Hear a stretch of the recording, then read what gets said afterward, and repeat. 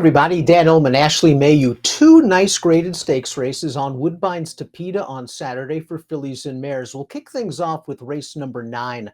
Let's throw up the field for the Ontario Matron, going a mile and a 16th. $150,000 is the purse for this grade 3. It's a pretty strong field, Ashley, and I think it can go so many different ways. I understand the 5 Super Hoity-Toity at 3-1 on the morning line. She is a very, very consistent filly for Mark Casse, and she got into a little bit of trouble last time out.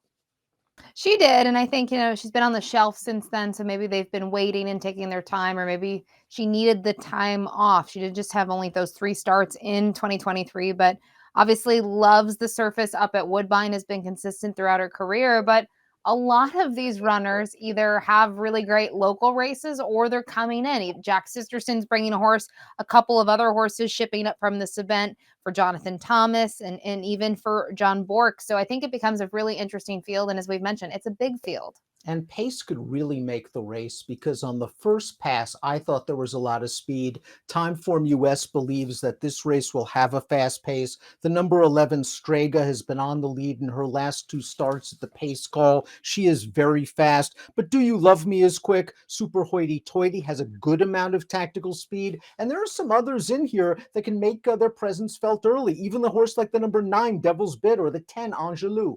I agree. For those ones, I don't know if their races have been the quickest, but I think there's several in here. They may not be as quick as kind of the projections that we see for the top 2 in here, but they like to be forward. So you wonder if they're going to have no real option, right? They don't necessarily show the ability to pass horses too often. They may find themselves forward, whether they can, go as fast as they could go early on here. I think that's a different story, but I agree. I thought there was a ton of pace on paper in this race. And if the pace falls apart, it could really work well for the number 1 Ephrata. Big price on the morning line, but I've seen worse 20-1 shots than Ephrata, who has the fastest late time form US pace rating. They tried turf with her last time out in a very tough spot. I think they were probably trying to get some valuable black type for her future as a broodmare, but her 2 prior races off the layoff and synthetic were all good. And as we saw from the pace projector, she might get the setup. I completely agree. I actually think last time out, maybe you make an excuse because it was the turf for synthetic runs over the Tapeta up at Woodbine. She's 3 for 6. And I think we do have a lot of horses in that 90 or just over 90 buyer range. But for her to crack an 86 2 back, I think that makes her competitive in this spot. And they took a shot, as you mentioned, on the turf last time out, but in a grade 2 event. And I just think from a recency, late last year, she was coming to life. She started the season strong, and maybe she did have that excuse last time out. Now, maybe Ephrata's excuse last time out was the turf. Perhaps for the number 2, Illman, it was simply a sharp 7/8 of a mile distance. This mare might appreciate 2 turns. We saw her run so well when winning the Trillium 2 starts back. Maybe getting back out to this distance in a race with some pace, she's tactical enough to work out a mid-pack trip.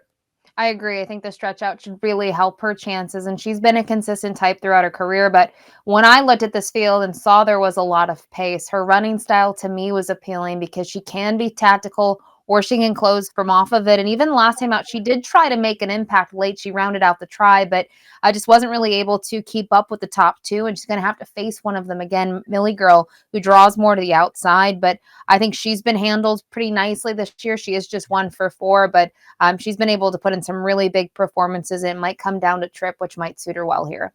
I think the argument could be made that the horse with the most pure upside in this field is the number 3, Mufi, who looked so good last time out, winning on turf at Ellis Park in her stakes debut for trainer Jonathan Thomas. She was tactical enough to get good position, but then she was in behind horses and she had to search for room. Once she found it, she exploded on through. Now, she was entered in a stakes race 2 weeks after that in Maryland. I talked to Jonathan. He said it was a little bit too quick back for her, but that he really liked her. He was even considering a race like the Rodeo Drive for Mufi. They decided to run here on synthetic, and she was successful over the Tapeta at Gulfstream in her career debut. Yeah, she was in those, early races at Gulfstream, even the non-Tapeta event. She faced Hot Peppers, who was in the Ron Spatz barn, I believe, and then ended up going to New York because that one caught the eyes. I do think she faced okay horses down there, and her recent races have been tremendous for a horse to come off and be, might have probably needed that race off that very long layoff to get those 2 back-to-back wins. I think bodes well for her. She is going to get the surface switch, but another one that will benefit if the pace is hot. Another horse that can be close to the pace is the 4, Do You Love Me? 20-1 on the morning line. We're going to take a look at her most recent start. This is at Kentucky Downs. The turf course is wet, it's undulating, it is testing for several horses. And I think it was testing for Do You Love Me, who throughout her career has been more of a synthetic based router. So if you want to draw a line through this race where she holds on to finish third, and you want to draw a line through her sprint 2 starts back, you're left with 2 pretty good 2-turn to Peter tries at Presque Isle Downs. I think it's key drawing the line through the 1-2 back as well.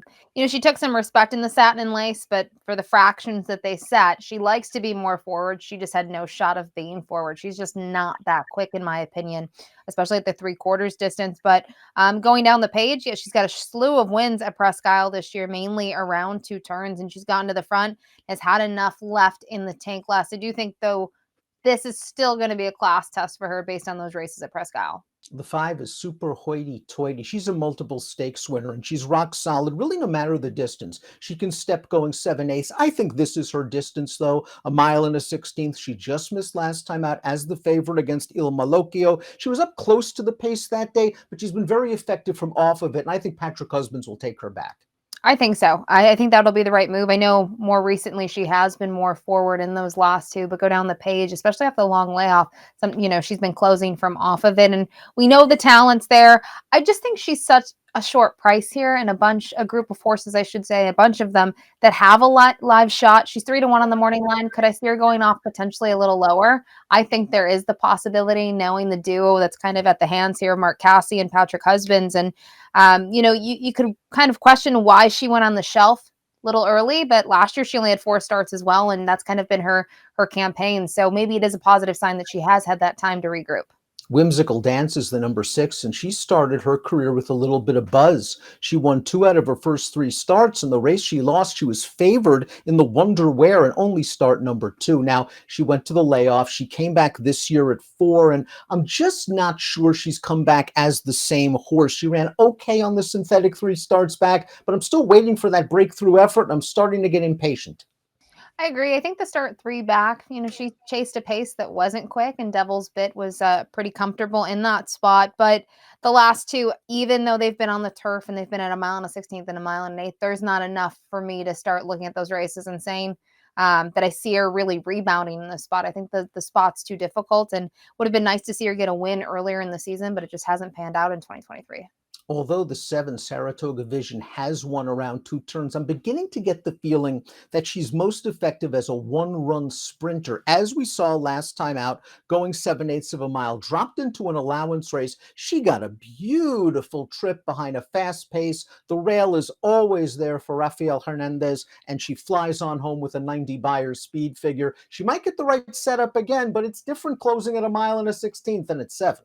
It's very different, and a lot has to do with the pace. We do think the pace will be decent in here, but they went quick last time out, and I think that made all the difference for her. You look at the races 2 and 3 back when they were crawling, going a mile and a 16th, she had no shot, really didn't make a bid. And it's interesting. To me, it's just that her running style has changed a little bit. I thought in 2022 she had a nice campaign and was able to sit off of it, not too far off of it, and make a late run. And now it seems like in her last 2, she hasn't wanted to, show herself early. She really hasn't been involved. The distance is also a big question for the number 8 Millie Girl, who's done some really nice things sprinting and has kept some exceptional company. She ran in the Royal North 3 starts back, and she ran quite well in the Nassau, going a 1-turn mile on turf 2 starts back. Here's her race in the Seaway, returning to the Tapeta off a 2-month layoff. And in this race, she was kind of over in behind horses. She's finally going to alter course down towards the inside, and she'll be running on at the end of this race. She really shows up with good performances in each and every start. And if she can get the distance, she does have some upside. I think she has a ton of upside. I think my struggle when I look at her past performances is what is the right distance, because some of the races I felt like going longer would suit her well, and she's gotten a piece. But the same thing can be said about the shorter races. She's fired on both surfaces. I do think she could be certainly stronger, second off that freshening. And Catherine Day Phillips has done a really good job managing her. I mean, you can't knock a horse that's yet to finish worse than third in her career. And those last three tries, they've all been at the graded stakes level, and she's handled herself against some nice horses. To finish third behind Rover and Moira is no knock. It shows there's some talent there. But then again, different surface that day, different track conditions. There's a lot of moisture in the turf. So I think at the right price, she certainly is worth a long look here. Devil's Bid is the number 9. We're turning off a little bit of a layoff for trainer Roger Atfield. And we see Devil's Bid winning in stalk and pounce fashion last time out over this distance in an open allowance race. She was favored this day. She was supposed to win on paper, and she came through with a professional performance. The Beyer speed figure came back light. She's going to have to improve, but we have a legendary horseman taking a pretty confident step up in class with this filly off the layoff. And Roger does this sometimes when he really likes a filly. He'll give him a shot to kind of shine. And she's only had those 2 stakes tries. She was stakes placed in the Wonderwear. More recently was just 4th in that same race, right behind Millie Girl. She's almost 2 lengths behind her in that spot. But I thought it was nice to see her get a win last time out. And 2 of her 3 races this year have been really good. I think the other one was an okay performance. So it's interesting. And Emma, we know Emma teams up with Roger a lot here and was aboard in those 2 wins. So I think that's another nice, boat or nod in her direction. The number 10, Angelou, has been racing in really good form, but the issue could be that in this race, she might be facing intensely fast fractions, faster than the ones certainly she's faced in her last 2 races, where 2 starts back, she crawled through a 25-4 opening quarter, and last time out a 25-3 opening quarter. Can she be up close to the pace if they go as fast, and can she be as effective? I think no to both of those questions, Dan. I think the thing is some horses get really bold on the front end when they have things go their way. That certainly has been her case in the last 2. She did get caught last time out, though, but I thought she was still gritty in defeat. But the fractions have been slow, and my concern is when she hasn't made the lead, she still raced well. It was going 1.25 miles in the Maple Leaf, but she wasn't able to get the job done. And even go further back to some of those races in New York, she doesn't pass horses too often. So I do think she's sort of the horse that if she gets the perfect setup, she's, a very logical horse, but that's a big if here. Her stablemate, the number 11, Strega, has a similar running style and a similar situation from her last race. A race we'll take a look at right now. She was able to walk on the lead through fractions of 50-1, 114-2, and it looks like that she is in some trouble. It looks like she's being swamped from all sides, but she really stays on. Maybe the 1.125 worked to her advantage that day. She is effective at 1.16 miles. Yeah, she is effective. And I think looking at her races, she's been very strong. Another one, though, it's interesting to see stablemates draw next to each other. It'll be interesting to see who Luis Contreras actually takes in this spot, assuming that they both run here. I prefer her a little bit. I know her numbers are lighter than her stablemate, but I think she's been very consistent. And even going down the page, she's shown a little grit. But same thing can be said. She doesn't pass horses too often either. I guess the X factor in this race is the number 12, Tamarama, a horse that's run well on the all-weather overseas, and she was certainly tested for class in her North American debut. That was the Flower Bowl, and that was a race where there was no pace whatsoever, and Parnack walked on the lead. The problem is Tamarama was right there with her, and she just couldn't finish. Now, she's probably getting a little bit of class relief here. She's probably going to be taken back off of the pace. 10-1, I think, is a fair price from a class standpoint, but I do have concerns about surface. I'm curious. I mean, looking at her synthetic record overseas, pretty good in my opinion. Don't know what she's faced. I do agree, though. I do think this is a little bit of class relief. She's certainly getting the cut back in distance, gets Lasix. There's a lot going on. I won't lie. I spoke to Jack Sisterson before Aspen Grove raced last weekend, and he mentioned he was bringing this filly over and sounded, optimistic and excited to see her run. It's just the second start in the barn, and I'm curious about her. I think she's the type when you start to look at prices, you don't really know what you're getting. So it's a little bit of like a box of chocolates. I don't know, but I think there's potential off that one run. She could take a step forward. So many different ways to go in the Grade 3 Ontario Matron. Let's take a look at our top selections right now. You're going to go with Illman, getting back to 1.16 miles in a race with some pace. It makes sense. Yeah, I've been a big fan of her, and I like, the trip that she's getting. She shouldn't be so far off of it that she has a lot of work to do in the stretch. But we've talked about this field. There's certainly pace horses that are, forward runners that can set the good fractions, but there's also horses that I think might try to press the pace pretty hard, just knowing that they have to go to the front to have a shot or be near the front. So it's funny, Dan, looking at your top pick in here, going to the 8 Millie Girl. This was like my fringe play. I could see her having a live shot as well. It's all about distance for her. I do like her upside, as you mentioned, the horses she's run against. Certainly, that's a very, very nice mark in her favor. It's all about whether she can relax as well, stretching out in distance. Sometimes these horses get ranked, but I think the price will be right for Millie Girl. The price should be right for Illman, and hopefully we can get one of these two home. 235-12